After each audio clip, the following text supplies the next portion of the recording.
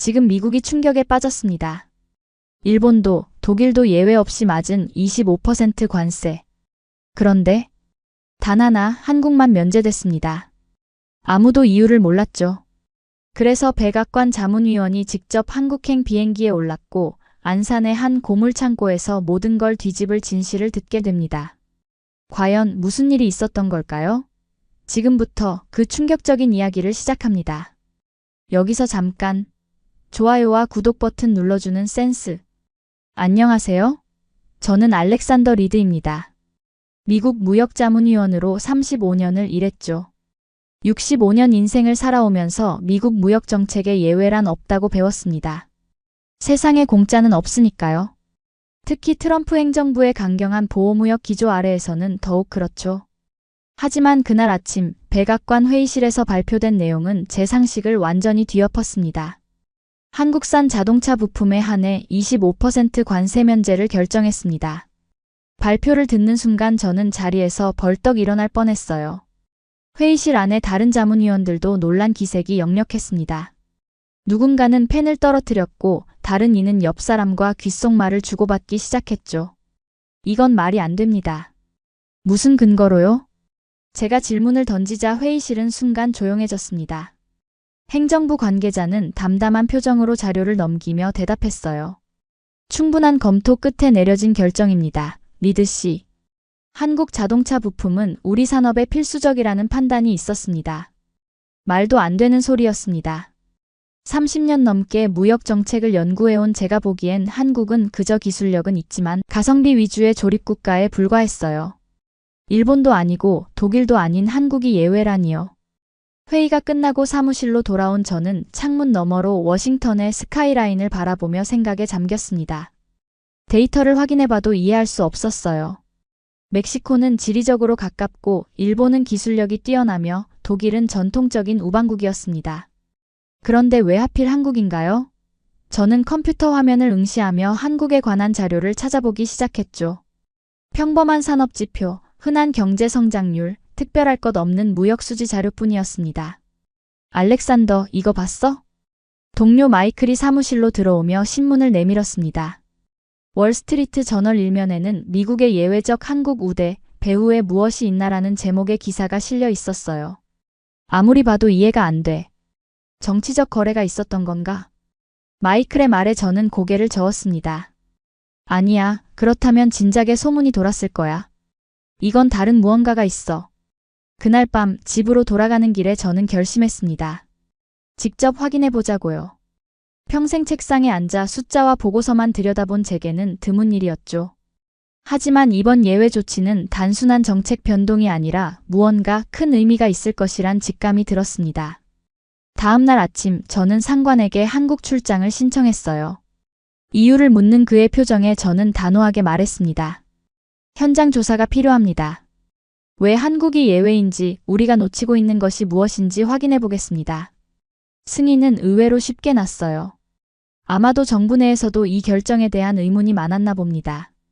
출장 준비를 하며 저는 계속해서 의문을 품었습니다. 한국이 뭐가 특별하다는 거지? 그들의 자동차 부품이 정말 그렇게 대체 불가능한가? 미국 국익을 위해 꼭 필요한 무언가가 있다면 그건 도대체 무엇일까? 비행기 표를 예약하면서 저는 이번 여행이 단순한 공무가 아니라 제 30년 경력에 새로운 관점을 가져다 줄지도 모른다는 예감이 들었습니다. 워싱턴을 떠나기 전날 밤 저는 다시 한번 한국에 관한 자료를 훑어봤어요. 숫자와 통계 너머에 있는 진실을 찾아야 했습니다. 그리고 그 진실은 분명 서류 속이 아닌 현장에 있을 거라 확신했죠. 가방을 싸면서 저는 마음속으로 한국에 대한 선입견을 정리했습니다. 기술은 있지만 창의력이 부족한 나라, 가격 경쟁력으로 승부하는 나라, 일본과 중국 사이에 낀 작은 나라. 하지만 이런 생각들이 얼마나 빗나갈지 그때는 몰랐어요. 제가 한국에서 만나게 될 사람들, 특히 안산의 한 고철 창고에서 만날 노인이 제 생각을 완전히 바꿔놓을 거라는 사실은 전혀 예상하지 못했죠. 14시간의 비행 끝에 인천공항에 도착했습니다. 기내에서 잠을 설쳤지만 저를 맞이한 한국의 첫인상은 명확했어요. 공항은 깨끗하고 효율적으로 운영되고 있었죠. 입국 심사부터 택시 승강장까지 모든 과정이 신속했습니다. 미국 공항의 혼잡함과는 사뭇 다른 풍경이었어요. 창밖으로 펼쳐진 고속도로를 따라 차가 달리는 동안 저는 한국에 대한 첫 인상을 정리했습니다. 질서정연한 도로, 깔끔한 인프라, 빽빽하게 들어선 고층 아파트들. 모든 것이 정돈되어 있었어요. 제가 상상했던 기술은 있지만 가성비 위주인 조립국가의 모습과 크게 다르지 않았습니다. 호텔에 도착해 준비해온 자료를 다시 살펴봤어요. 한국의 자동차 부품 업체 목록, 생산 현황, 수출입 데이터. 표와 그래프는 평범했습니다. 특별할 것 없는 숫자들 뿐이었죠. 어떤 비밀이 숨어 있는지 여전히 감이 잡히지 않았어요. 다음 날 아침 저는 무역협회와 미국 대사관 관계자들을 만났습니다. 공식적인 답변은 모두 비슷했어요. 한국 자동차 부품의 품질과 안정적인 공급망이 높이 평가됐다고 들었습니다. 대사관의 경제 담당관은 어깨를 으쓱하며 덧붙였죠. 솔직히 저희도 자세한 내막은 모릅니다. 위에서 내려온 결정일 뿐이에요. 답답함이 밀려왔습니다. 이런 표면적인 설명으로는 부족했어요. 통계자료나 공식 답변이 아닌 현장의 목소리가 필요했죠. 계획을 바꿔 대기업 본사나 화려한 쇼룸 대신 실제 부품이 만들어지는 현장을 찾아보기로 했습니다. 다음 날 아침 저는 서울에서 안산으로 향하는 지하철에 몸을 실었습니다. 창밖으로 도시의 풍경이 바뀌기 시작했어요. 번화가의 화려함은 사라지고 공장들과 굴뚝이 시야에 들어왔죠. 안산에 도착했을 때는 이미 정오가 지나 있었습니다. 안산공단은 미국의 러스트벨트와 비슷한 느낌이었어요.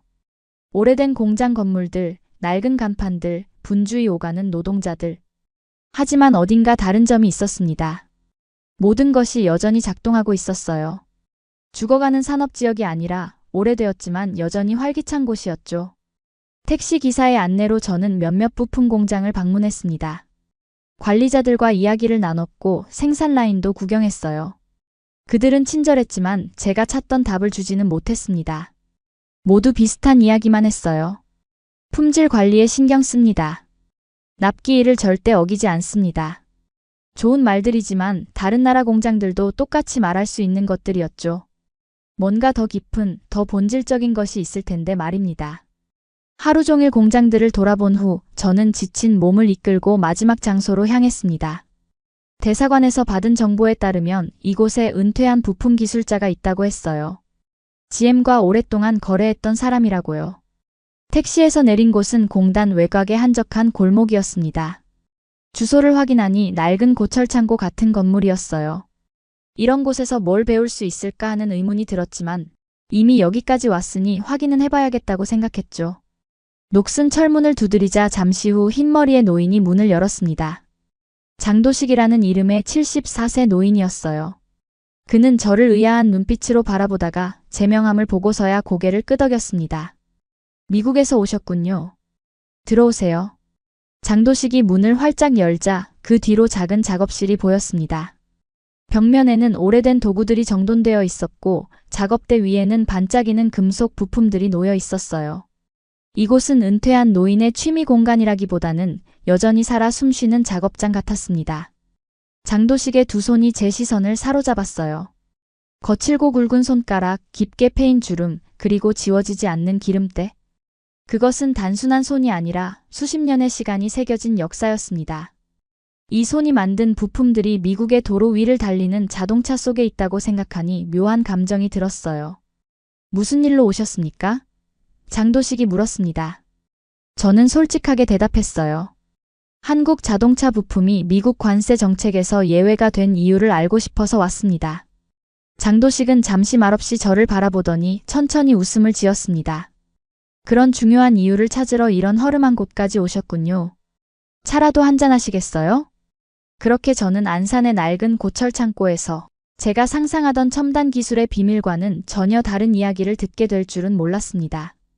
장도식의 손에 새겨진 세월만큼이나 깊은 이야기가 이제 시작되려 하고 있었죠.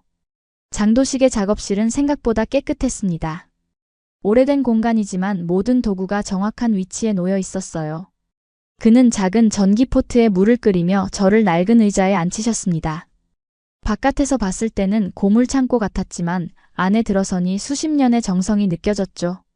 미국에서 여기까지 오신 이유가 있으실 텐데요. 장도식은 차를 내리며 말했습니다. 그의 목소리는 담담했지만 눈빛은 날카로웠어요. 평생 금속과 씨름하며 살아온 사람의 관찰력이 느껴졌습니다. 저는 솔직하게 제 의문을 털어놓았어요. 한국산 부품만 관세 예외가 된 이유를 찾고 있습니다. 장도식은 천천히 고개를 끄덕였습니다. 그의 표정에서는 놀라움보다는 일종의 담담한 수용이 느껴졌어요. 마치 당연한 결과를 확인한 듯한 표정이었죠. 작은 부품 하나가 자동차 전체를 멈추게 할 수 있습니다. 그는 작업대에서 작은 금속 부품을 집어들었어요. 특별해 보이지 않는 연결부였지만 그는 그것을 마치 보물처럼 다뤘습니다. 그의 손을 바라봤어요. 거칠고 단단한 손이었습니다. 기름때가 깊숙이 박힌 그 손가락은 수많은 금속을 다듬어온 증거였죠. 장도식은 작업대 뒤편 서랍에서 낡은 앨범을 꺼냈습니다. 먼지를 털고 조심스럽게 펼쳤어요. 그 안에는 오래된 공장 사진들이 있었습니다. 90년대 초반부터 GM의 부품을 납품했습니다. 사진 속에는 젊은 장도식과 동료들이 공장 앞에서 환하게 웃고 있었어요. 그 시절의 자부심이 사진 너머로 전해지는 듯 했습니다. 그때는 한국산이 싸구려 취급을 받았을 텐데요. 제가 조심스럽게 물었어요. 장도식은 쓴웃음을 지었습니다. 맞습니다. 그래서 품질로 증명했죠. 그는 앨범의 페이지를 넘겼어요. 시간이 흐름에 따라 공장은 점점 현대화되고 장도식의 머리카락은 하얗게 변해가고 있었습니다. 그 변화의 시간을 한눈에 볼 수 있었죠. 미국 시장에서 인정받게 된 계기가 있었나요? 장도식은 깊은 한숨을 내쉬었습니다. 그리고 앨범의 마지막 부분을 펼쳤어요. 거기에는 초라해진 공장 건물 사진이 있었습니다. 직원들의 표정도 어두웠죠. 1997년 IMF가 왔습니다. 그 한마디에 많은 이야기가 담겨 있었어요. 장도식의 눈빛이 흐려졌습니다. 아픈 기억인 듯 했어요. 그때 한국 경제는 무너져 내렸고 그의 공장도 부도 직전이었다는 사실은 말하지 않아도 알 수 있었습니다. 저는 그의 이야기가 어디로 향하는지 어렴풋이 느끼기 시작했어요. 그런데도 납품은 계속하셨군요. 장도식은 고개를 끄덕였습니다. 약속은 지켜야 했으니까요. 그 단순한 문장에 무게가 실렸습니다. 월급을 받지 못해도 회사가 무너져도 그들이 약속한 부품은 정확히 그날 그 시간에 미국으로 떠났다는 사실이 그의 짧은 말 속에 담겨 있었어요. 책상 위에 놓인 오래된 생산일지를 그가 펼쳤습니다. 빽빽하게 채워진 날짜와 수량, 확인 서명이 줄지어 있었어요. 한 줄도 빠짐없이 꼼꼼하게 기록된 그 종이들은 마치 신뢰의 역사를 보여주는 듯 했습니다. IMF 때 많은 공장이 문을 닫았지만 우리는 멈추지 않았습니다. 장도식의 목소리에서 자부심이 느껴졌어요. 그것은 단순한 자랑이 아니라 책임을 다한 사람의 담담한 진술이었습니다. 저는 잠시 침묵했어요. 그의 이야기는 숫자와 데이터로는 설명할 수 없는 무언가를 담고 있었습니다. 통계표나 무역 보고서에서는 발견할 수 없는 이야기였죠. 그래서 GM이 한국 부품을 계속 신뢰했군요. 장도식은 미소 지었습니다. 신뢰는 하루아침에 만들어지지 않아요. 그의 말을 들으며 저는 미국의 정책 결정자들이 본 가치가 무엇인지 이해하기 시작했습니다. 그것은 단순한 품질이나 가격 경쟁력이 아니었어요. 수십 년에 걸쳐 쌓아온 신뢰, 위기 속에서도 지켜낸 약속이었죠. 작업대 위에 놓인 부품들을 바라보며 저는 생각했습니다. 이 금속 조각들은 단순한 물건이 아니라 장도식과 같은 사람들의 땀과 신념이 담긴 결과물이라는 것을요. 그들에게 부품은 그저 납품 품목이 아니라 자신의 이름을 걸고 만든 작품이었던 거죠. 저는 그제서야 한국 부품이 예외가 된 진짜 이유를 희미하게나마 느낄 수 있었습니다. 그것은 숫자로 증명할 수 없는, 오직 시간만이 증명할 수 있는 가치였어요. 장도식의 작업실에서 시간이 흘러갔습니다. 저는 그의 이야기에 점점 더 빠져들고 있었어요. 단순한 조사 목적으로 방문했지만 어느새 한국 산업에 숨겨진 역사를 듣고 있었죠. IMF에 대해 더 자세히 말씀해 주실 수 있을까요? 제 질문에 장도식은 작업대 위의 부품들을 잠시 정리했습니다. 무언가 마음의 준비를 하는 듯 했어요. 그리고 천천히 입을 열었습니다. 1997년 겨울, 갑자기 모든 것이 무너졌죠. 그는 창밖을 바라보며 말을 이었어요. 아침에 출근하면 누가 해고됐는지 확인하는 게 일상이 되었다고 합니다. 하루에도 수십 명씩 떠났던 시절이었죠. 저는 그 시절을 떠올렸습니다. 미국에서도 아시아 금융위기로 뉴스가 도배됐었어요. 한국의 IMF 구제금융은 경제 수업의 사례 연구가 되기도 했고요. 하지만 그건 모두 숫자와 정책의 이야기였습니다. 장도식의 말은 그 위기를 살아낸 사람의 생생한 증언이었어요. 장도식은 계속해서 당시 상황을 설명했습니다. 그들의 공장도 무너질 위기였고 은행에서 더 이상 돈을 빌려주지 않았다고 해요. 원자재를 살 돈도 부족했죠. 그의 목소리는 담담했지만 그 속에 담긴 무게는 결코 가볍지 않았습니다. 수십 년간 일해온 공장이 하루아침에 문을 닫을지도 모른다는 두려움, 그 공포가 느껴졌어요. 그런데 GM과의 계약은 어떻게 됐나요? 장도식은 잠시 눈을 감았습니다. 그리고 다시 눈을 떴을 때 그의 눈빛은 더욱 선명해졌어요. 계약은 계약이니까요. 납품 일정은 변함없었습니다. 그는 낡은 서랍에서 오래된 수첩을 꺼냈어요. 빼곡히 기록된 일정표였습니다. 97년, 98년의 페이지에는 빨간색으로 표시된 날짜들이 많았죠. 그 빨간색은 위기의 날들이라고 합니다. 원자재가 부족했거나 인력이 부족했던 날들이었어요. 그 페이지들을 넘기며 장도식의 표정이 진지해졌습니다. 하지만 납품은 단 하루도 지연된 적이 없었다고 해요. 저는 놀라움을 감추지 못했습니다. 국가적 위기 상황에서도 일정을 완벽하게 지켰다는 건 믿기 어려운 일이었어요. 어떻게 가능했는지 궁금했습니다. 장도식은 수첩을 다시 서랍에 넣으며 설명했어요. 모두가 희생했다고 합니다. 급여를 받지 못해도 직원들은 자리를 지켰고 밤샘 작업도 마다하지 않았다고 해요. 그의 말에서 당시의 긴장감이 전해졌습니다. 생존을 위한 필사적인 노력, 그 속에서도 놓지 않았던 책임감이 느껴졌어요. 창밖으로 어둑해진 하늘이 보였습니다. 장도식은 천천히 자리에서 일어나 작은 창고 구석으로 걸어갔어요. 그곳에는 낡은 금고가 있었습니다. 조심스럽게 금고를 열고 누런 종이 한 장을 꺼냈죠. 이건 GM에서 받은 감사 편지입니다. IMF 직후에요. 저는 그 종이를 받아들었습니다. 영어로 쓰인 편지였어요. 내용은 간단했습니다. 어려운 시기에도 흔들림 없는 공급을 유지해준 한국 파트너에게 깊은 감사를 전한다는 내용이었죠. 이 편지가 왜 중요했나요? 장도식의 눈빛이 반짝였습니다. 이 종이 한 장이 우리를 살렸습니다. 그는 GM의 신뢰를 증명하는 이 편지 덕분에 은행에서 대출을 받을 수 있었고 회사가 살아남을 수 있었다고 설명했어요. 그제서야 저는 이해했습니다. 장도식에게 IMF는 단순한 경제 위기가 아니었어요. 신뢰의 가치를 증명한 시간이었습니다. 위기 속에서도 약속을 지킨 그들의 노력이 결국 회사를 살렸고 미국 기업과의 신뢰를 더욱 굳건히 했던 거죠. 장도식은 새벽에도 납품차가 움직였다고 회상했습니다. 모두가 어차피 망할 텐데 하고 포기할 때도 그들은 약속을 지켰다고 해요. 그의 말에서 단순한 자랑이 아닌 진정한 직업 윤리가 느껴졌습니다.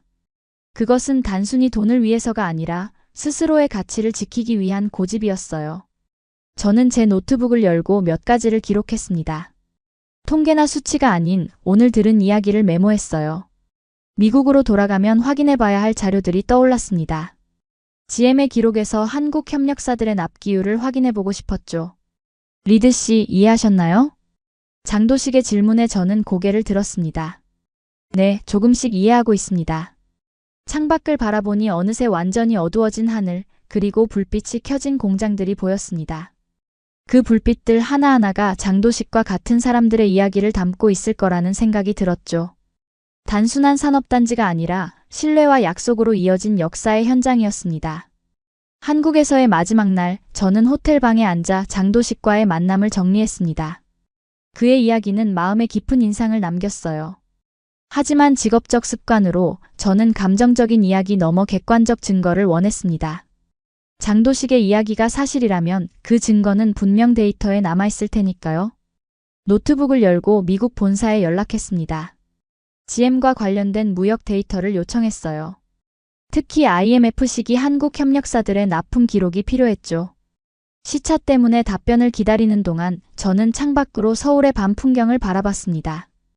빌딩 숲 사이로 불빛이 반짝이는 모습이 마치 별처럼 보였어요. 다음 날 아침 메일함에는 요청한 데이터가 도착해 있었습니다. 설레는 마음으로 파일을 열었어요. 그리고 곧 놀라움을 감출 수 없었죠. 화면에 펼쳐진 그래프는 명확했습니다. 1997년부터 1999년 아시아 금융위기의 한복판에서도 한국 자동차 부품 협력사들의 납기율은 거의 100%에 가까웠어요. 비교를 위해 같은 기간 다른 국가들의 데이터도 확인했습니다. 대부분의 국가에서는 경기 침체기에 납기율이 급격히 떨어졌지만 한국만은 예외였습니다. 더 자세히 살펴보니 품질 문제 발생률도 놀라웠어요. 위기 상황에서 보통은 품질 관리가 느슨해지기 마련인데 한국 부품의 불량률은 오히려 더 낮아졌습니다. 마치 위기가 그들의 집중력을 더 높인 것 같았죠. 이건 정말 놀라운 기록이군. 저는 혼잡한 인천공항 라운지에 앉아 자료를 계속 분석했습니다. 비행기 탑승 시간이 가까워지고 있었지만 이 데이터에서 눈을 뗄 수 없었어요. 20년이 넘는 기간 동안 한국 협력사들의 기록은 일관되게 뛰어났습니다. 그것은 단순한 우연이 아니라 의도적인 노력의 결과였죠. 가장 놀라운 것은 공급 중단 기록이었습니다. 지난 25년간 한국 협력사들로 인한 생산 라인 중단 사례가 단 한 건도 없었어요. 자동차 산업에서 이는 거의 불가능에 가까운 기록이었습니다. 하나의 부품이라도 제때 도착하지 않으면 전체 생산 라인이 멈출 수 있는데 25년간 한 번도 그런 일이 없었다니요. 비행기에 오르면서도 저는 계속해서 생각에 잠겼습니다. 장도식의 이야기와 데이터가 모두 일치했어요. 한국은 저렴한 생산국이 아니라 멈추지 않는 공급국이었던 것입니다. 그것은 품질이나 가격보다 더 중요한 가치였죠. 태평양을 건너는 긴 비행 동안 저는 보고서 초안을 작성했습니다. 숫자와 그래프뿐 아니라 장도식과 같은 사람들의 이야기도 포함시켰어요. 그들의 신념, 그들의 가치관이 결국 데이터로 증명되었다는 사실을 강조했죠. 워싱턴에 도착한 후 저는 곧바로 본부로 향했습니다. 상관들이 제 보고서를 기다리고 있었어요. 회의실에 들어서자 몇몇 간부들이 저를 반겼습니다. 그들의 표정에서 기대감이 느껴졌어요. 한국에서 뭘 발견했습니까, 리드? 수석 자문관이 물었습니다. 저는 제 노트북을 열고 준비한 프레젠테이션을 시작했어요. 한국 부품 산업의 특별한 가치를 발견했습니다. 화면에는 납기율 그래프가 나타났습니다. IMF 시기에도 그래프선은 꾸준히 100%에 가까웠어요. 회의실에 있던 모든 사람들이 그 데이터를 보고 놀라움을 감추지 못했습니다. 저는 계속해서 설명했습니다. 위기 상황에서도 한국 기업들이 어떻게 약속을 지켰는지, 그리고 그것이 어떻게 장기적인 신뢰관계로 이어졌는지에 대해 말했어요. 그리고 마지막으로 장도식과의 만남을 이야기했죠. 그는 단 한마디로 모든 것을 설명했습니다. 부품 하나로 차가 멈추지 않도록 한다는 책임감. 그것이 한국 부품 산업의 핵심입니다. 회의가 끝나고 수석 자문관이 저에게 다가왔습니다. 그는 제 보고서를 들고 있었어요. 리드, 이건 단순한 무역 분석이 아니군요. 당신은 한국이 예외가 되어야 하는 이유를 완벽하게 설명했습니다. 저는 고개를 끄덕였습니다. 안산의 작은 작업실에서 시작된 이해가 이제 미국의 정책 결정에 영향을 미치게 될 것이라는 사실이 뿌듯했어요. 그날 저녁 사무실에서 나오면서 저는 문득 장도식을 떠올렸습니다. 그의 손에 묻은 기름때, 그가 자랑스럽게 보여준 오래된 감사 편지, 그리고 그의 말들. 데이터는 단지 그의 이야기를 증명했을 뿐 진짜 가치는 그 숫자 너머에 있었어요. 미국의 도로 위를 달리는 수많은 자동차들을 바라보며 저는 생각했습니다. 그 차들 속에는 장도식과 같은 사람들의 손길이, 그들의 책임감이, 그들의 약속이 살아 숨쉬고 있다는 것을요. 그것이야말로 어떤 가격표로도 매길 수 없는 가치였습니다. 보고서를 제출한 지 일주일이 지났습니다. 관세 예외 조치는 공식적으로 확정됐고 미국과 한국 사이의 자동차 부품 교역은 계속 이어질 예정이었어요. 저는 분명 성공적인 임무를 완수했습니다. 하지만 마음 한구석에는 아직 채워지지 않은 무언가가 있었죠. 사무실에 앉아 창밖을 바라보며 저는 장도식의 말을 계속 떠올렸습니다. 데이터는 찾았지만 그 숫자들의 의미를 완전히 이해했다고 확신할 수 없었어요. 무언가 더 깊은 이야기가 있을 것 같았습니다. 상관에게 다시 한국을 방문하겠다고 했을 때 그는 이해하지 못했어요. 하지만 결국 승인을 받아냈습니다. 이번에는 공식 조사가 아니라 개인적 호기심에서 비롯된 여정이었어요. 두 번째 안산 방문은 첫 번째보다 훨씬 친숙하게 느껴졌습니다. 택시 기사도 같은 분이었고 거리의 풍경도 이제는 낯설지 않았죠. 장도식의 작업실에 도착했을 때 그는 놀란 기색이었습니다. 아마 미국인이 다시 찾아올 거라고는 생각지 못했던 모양이에요. 리드 씨, 다시 왔군요. 무슨 일이시죠? 저는 솔직하게 제 마음을 털어놓았습니다. 제가 찾은 데이터는 맞았습니다. 하지만 그 이유를 완전히 이해하지 못했어요. 장도식은 미소를 지으며 저를 작업실 안쪽으로 안내했습니다. 지난번 방문 때보다 더 깊숙한 곳으로 들어갔어요. 그곳에는 작은 테이블과 오래된 사진들이 걸린 벽이 있었습니다. 기술에 대해 물으러 오셨군요. 그렇게 말하는 장도식의 눈빛은 깊이가 있었습니다. 저는 고개를 끄덕였어요. 하지만 그의 대답은 예상과 달랐습니다. 기술은 중요하지 않습니다. 순간 저는 혼란스러웠어요. 자동차 부품 기술자가 기술의 중요성을 부정한다니 이해할 수 없었습니다. 장도식은 벽에 걸린 사진들을 가리켰어요. 그 사진들 속에는 다양한 사람들이 있었습니다. 작업복 차림의 노동자들, 사무실에서 일하는 직원들, 그리고 여러 세대의 가족들이었죠. 장도식은 천천히 그의 철학을 설명했습니다. 부품을 만들 때 그는 기술이 아닌 사람을 생각했다고 해요. 그가 만든 부품은 누군가의 안전을 책임진다는 생각으로 항상 일했다고 합니다.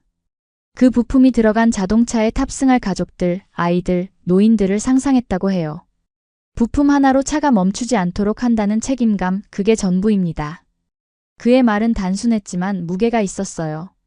저는 가만히 듣고 있었습니다. 장도식은 오래된 앨범을 꺼내 펼쳤어요. 거기에는 그가 젊었을 때의 모습이 있었습니다. 사진 속 그는 자랑스럽게 작업복을 입고 있었고 옆에는 막 태어난 딸을 안고 있는 아내가 있었습니다. 장도식은 자신의 가족 이야기를 들려주었습니다. 그에게 부품은 단순한 쇠붙이가 아니었어요. 그 안에는 사람, 가족, 그리고 나라가 있었습니다. 자신이 만든 부품이 어떤 차에 들어가고 그 차를 누가 타게 될지 항상 생각했다고 해요. IMF 때 많은 회사들이 품질을 낮추거나 납기를 어겼지만 그들은 그럴 수 없었다고 합니다. 그의 목소리에서 흔들림 없는 신념이 느껴졌습니다.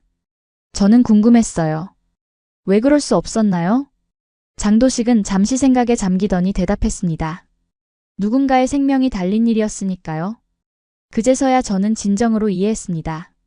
한국의 자동차 부품이 특별했던 이유는 첨단 기술이나 저렴한 가격이 아니었어요. 그것은 사람을 중심에 둔 가치였습니다.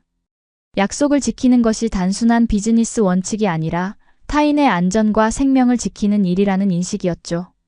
장도식은 계속해서 자신의 철학을 이야기했습니다. 그에게 자동차 부품은 단순한 금속 조각이 아니라 책임이었어요. 그가 만든 부품이 어딘가에서 고장나면 누군가의 안전이 위협받을 수 있다는 생각으로 항상 완벽을 추구했다고 합니다. 그것은 기술적 완벽함이 아니라 도덕적 책임감이었죠. 장도식의 작업실을 나오면서 저는 마지막으로 물었습니다. 앞으로도 한국 자동차 부품 산업은 이런 가치를 지켜나갈 수 있을까요? 그는 확신에 찬 목소리로 대답했어요. 젊은 세대들도 알고 있습니다. 우리가 만드는 것은 단지 쇠붙이가 아니라는 것을요. 비행기 안에서 창밖을 바라보며 저는 제 보고서에 추가할 내용을 생각했습니다. 수치와 그래프, 그리고 그 너머에 있는 사람들의 이야기. 장도식의 손에 묻은 기름때는 단순한 노동의 흔적이 아니라 책임감과 신념의 증거였어요.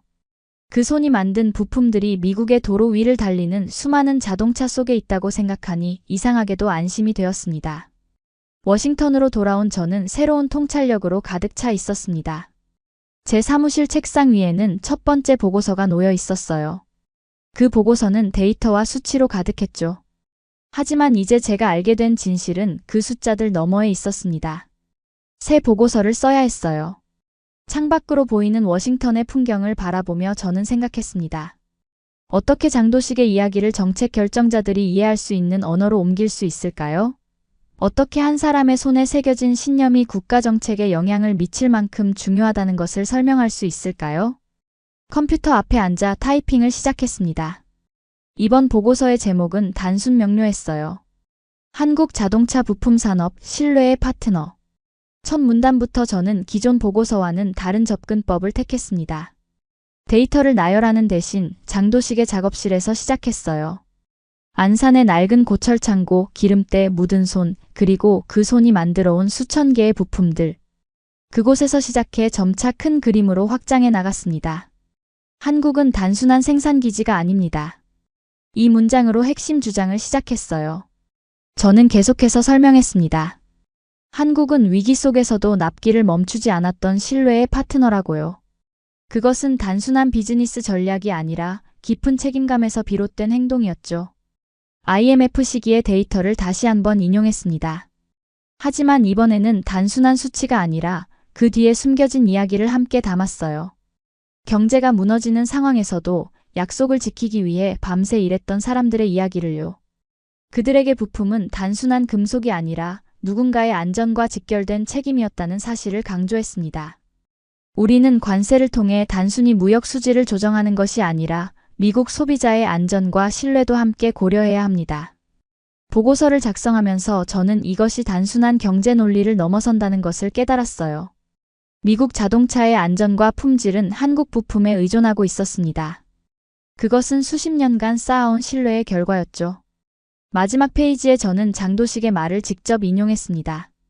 부품 하나로 차가 멈추지 않도록 한다는 책임감, 그게 전부입니다. 그리고 제 결론을 덧붙였어요. 한국이 아니면 미국 차는 못 달린다. 강한 표현이었지만 저는 그것이 진실이라고 확신했습니다. 특정 핵심 부품들에 있어서 한국의 공급망은 대체 불가능한 가치를 지니고 있었어요. 그것은 단순한 기술이나 가격 경쟁력이 아니라 수십 년간 증명된 신뢰였습니다. 보고서를 제출하기 전 마지막으로 장도식에게 이메일을 보냈습니다. 그의 이야기가 미국의 정책에 어떤 영향을 미쳤는지 알려주고 싶었어요. 답장은 빠르게 왔습니다. 단 한 줄이었죠. 저는 그저 제 일을 했을 뿐입니다. 그 단순한 문장에서 저는 다시 한번 그의 겸손함과 진정성을 느꼈습니다. 그에게 이것은 대단한 업적이 아니라 당연한 일이었어요. 매일 아침 작업대에 앉아 최선을 다하는 것, 그것이 그의 일상이었죠. 최종 보고서를 제출하던 날 회의실은 평소보다 사람들로 가득했습니다. 무역 정책에 관심 있는 다양한 부서의 관계자들이 모였어요. 제 발표가 시작되자 모두의 시선이 집중됐습니다. 저는 장도식의 작업실 사진으로 프레젠테이션을 시작했어요. 화려한 공장이나 최첨단 설비가 아니라 낡은 창고와 오래된 도구들. 회의실에 있던 몇몇 사람들은 의아한 표정을 지었습니다. 이것이 미국 자동차 산업의 숨겨진 파트너입니다. 제 말에 모두가 집중했어요. 저는 계속해서 장도식의 이야기, IMF 위기 속에서도 지켜진 약속, 그리고 그것이 어떻게 데이터로 증명되었는지 설명했습니다. 숫자와 이야기가 함께 어우러질 때 진정한 이해가 가능하다는 것을 깨달았어요. 발표가 끝나고 여러 질문이 쏟아졌습니다. 모두 한국의 예외적인 신뢰에 관심을 보였어요. 회의가 마무리될 때쯤 수석 자문관이 다가와 말했습니다. 리드, 처음에는 한국이 예외가 된 것을 이해할 수 없었습니다. 하지만 이제 알겠네요. 우리가 지키고 있는 것은 단순한 무역 관계가 아니라 신뢰의 파트너십이군요. 저는 고개를 끄덕였습니다. 그리고 마음속으로 안산의 작은 작업실에 있는 장도식을 떠올렸어요. 하나의 공장, 한 사람의 손에서 출발한 신뢰가 국가 정책을 바꾼 것이었습니다. 시간이 지나고 저는 이제 무역자문위원회에서 은퇴하고 워싱턴 근교의 조용한 마을에서 지내고 있어요. 아침마다 테라스에 앉아 커피를 마시며 지나온 시간을 돌아보는 것이 일상이 되었습니다. 그 중에서도 한국에서의 경험은 유독 선명하게 기억에 남아있죠. 오늘 아침 신문을 펼치자 흥미로운 기사가 눈에 들어왔습니다. 미국, 한국 자동차 부품 교역량 사상 최대치 기록이라는 제목이었어요. 기사를 읽으며 저는 미소를 지었습니다. 그때 제가 내린 판단이 옳았다는 증거였죠. 서재로 가서 오래된 파일 상자를 꺼냈습니다. 그 안에는 한국 방문 당시의 기록들이 보관되어 있었어요. 사진들, 메모, 그리고 장도식과 나눈 이메일들. 여전히 장도식은 작은 작업실에서 부품을 손질하고 있다고 했어요. 테라스로 돌아와 앉으며 저는 생각했습니다. 한국이 관세 예외를 받은 이후 다른 국가들도 비슷한 혜택을 요구했어요. 하지만 그들은 이해하지 못했습니다. 예외는 단순한 정치적 결정이 아니라 수십 년간 증명된 신뢰에 대한 인정이었죠. 제 책상 위에는 최근 완성한 회고록 원고가 놓여 있었습니다. 숫자 너머의 가치라는 제목의 책이었어요.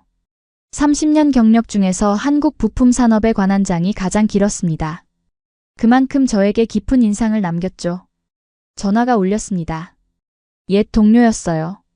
알렉스, 코로나 이후 공급망 재편에 관한 자문이 필요한데 시간 있나?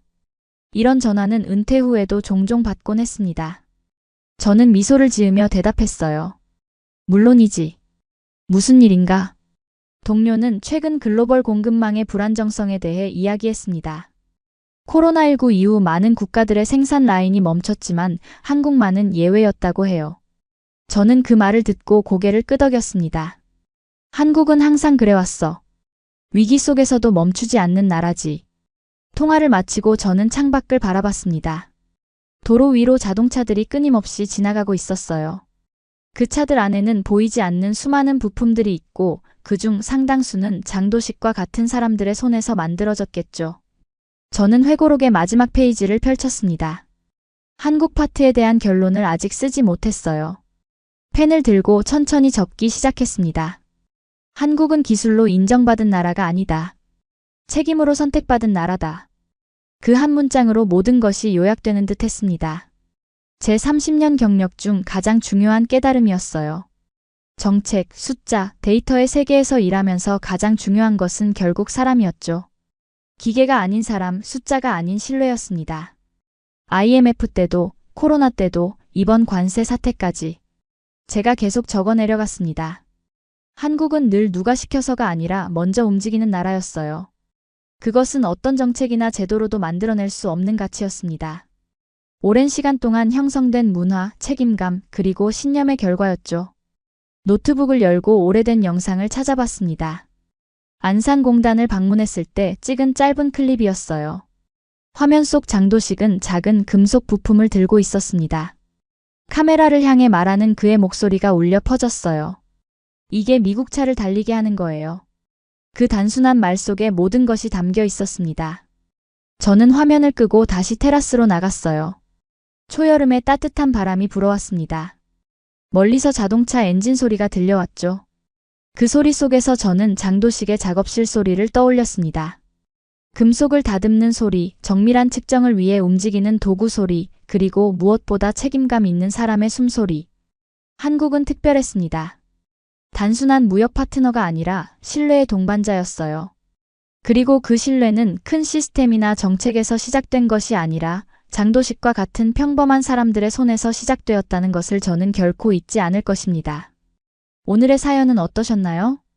이번 영상을 어떻게 생각하시는지 댓글로 의견을 남겨주시고 좋아요를 눌러주세요. 다음에도 더 흥미진진한 사연으로 찾아뵙겠습니다. 여러분의 사연 제작소 감동 나누기였습니다. 감사합니다.